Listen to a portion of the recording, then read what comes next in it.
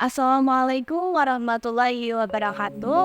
Perkenalkan, nama saya Helma dari kelas 12 MIPA 2. Di sini saya akan menceritakan tentang sejarah Kerajaan Samudra Pasai. Kerajaan Samudra Pasai terletak di Aceh dan merupakan kerajaan Islam pertama di Indonesia. Kerajaan ini didirikan oleh Merah Silu pada tahun 1267 Masehi. Bukti-bukti arkeologis keberadaan kerajaan ini adalah ditemukannya makam Raja-Raja Samudra Pasai di Kampung Gedong, Aceh Utara.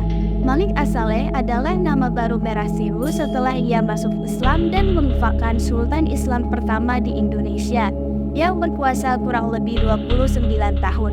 Kerajaan Samudra Pasai merupakan gabungan dari Kerajaan Pasai dan Perlak dengan Raja pertama Malik As-Saleh. Pada masa jayanya, Samudra Pasai merupakan pusat perdagangan penting di kawasan itu dan dikunjungi oleh saudagar dari berbagai negeri seperti Cina, India, Arab, dan Persia. Komoditas utama adalah sebagai bandar perdagangan yang besar. Samudra Pasai juga merupakan pusat perkembangan agama Islam.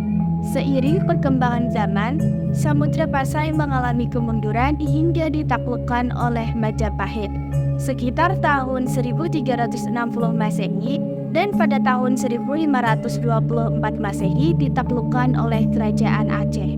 Keruntuhan Samudra Pasai dimulai saat tahta Sultan Zainal Abidin berhasil direbut. Berikut penyebab keruntuhan Samudra Pasai. Yang pertama, berdirinya Kesultanan Malaka. Kerajaan Malaka berdiri pada abad ke-15 yang membuat munculnya pusat politik dan perdagangan baru di Malaka, yang lokasinya lebih strategis dibanding Samudra Pasai. Seiring berjalan waktu, keberadaan Samudra Pasai di kawasan Malaka mulai melemah akibat dominasi sektor perdagangan Kerajaan Malaka di wilayah tersebut. Yang kedua, diserang Portugis. Salah satu penyebab keruntuhan Samudra Pasai adalah penyerangan Portugis pada abad ke-16 pada 1511. Portugis yang dipimpin oleh Alfonso de Albuquerque menyerang Malaka dengan membawa kekuatan 15 kapal dan 16.000 pasukan. Lama-kelamaan, Portugis pun menguasai sebagian besar wilayah Samudra Pasai, yang menandai runtuhnya wilayah kerajaan. Kerajaan Samudra Pasai yang sudah runtuh karena diserang Portugis jatuh ke tangan Kesultanan Aceh. Yang ketiga, faktor eksternal yang menjadi penyebab keruntuhan Samudra Pasai adalah serangan dari Kerajaan Majapahit dari Jawa Timur.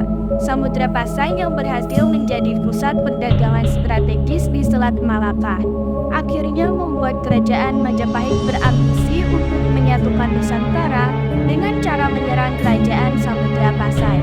Selain itu, serangan Majapahit terhadap Samudra Pasai juga didorong oleh adanya perlakuan yang tidak pantas dari Sultan Ahmad Malik Az-Zahir terhadap Putri Majapahit, Raden Galung Gemerancang.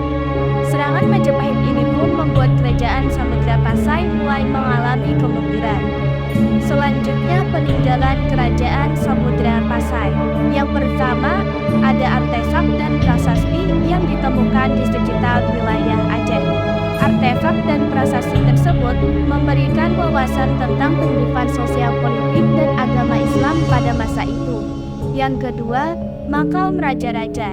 Peninggalan Kerajaan Samudra Pasai berikutnya adalah ditemukannya beberapa makam raja-raja yang pernah memimpin kerajaan tersebut. Ada makam Sultanah Nahrasiyah yang terletak di Desa Menasah, Kecamatan Samudra. Makam ini memiliki nisan yang sangat indah. Pada nisannya terdapat kaligrafi yang berisi kutipan ayat kursi dan surat Yasin. Selain itu, ada juga makam pendiri Kerajaan Samudra Pasai, yakni Merah Silu.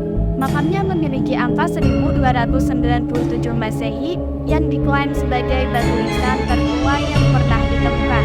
Ditemukan juga beberapa makam lainnya seperti makam Sultan Mahmud Malik Az-Zahir dan makam putranya yang bernama Sultan Mahmud Malik Az-Zahir. Yang ketiga, Lonceng Cakradonya. Lonceng Cakradonya merupakan peninggalan Kerajaan Samudra Pasai yang diperkirakan dibuat